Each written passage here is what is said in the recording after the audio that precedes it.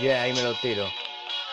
Un 5 de enero apareciste. ¿Quién? ¿Qué dices? Ella no era muy bella, pero y que sí destacó entre miles. En Viveiro justo con Pilar dándote vida naciste. Fuiste creada como tu arte, alegre como primaveras de mayo. Aparte, la gente no, pero sé que tú me entendiste. No me callo, me dieron lienzos, le sumé versos sin ser Alberti. A ver si entienden de mí lo mismo que de ti. De ser así conquistaré París, muy fácil para mí.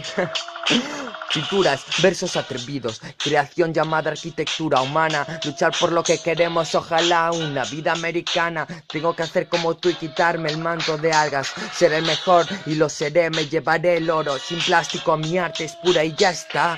Yo solo quiero dedicarme a esto, crear más que Neruda. La verdad estas frases te gustarán porque lo nuestro es bidimensional y solo otros seres con más de 20 almas las entenderán. En verdad ese cuadro de una mujer con abanico ahora lo habrías cambiado por mí y un microhumano.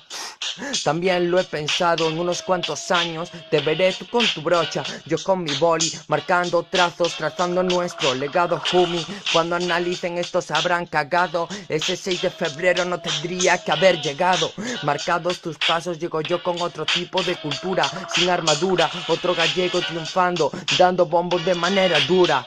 Para que los políticos que solo piensen en sí a estas alturas se den cuenta de que en sí, con una bruja, tienen mucho para repartir.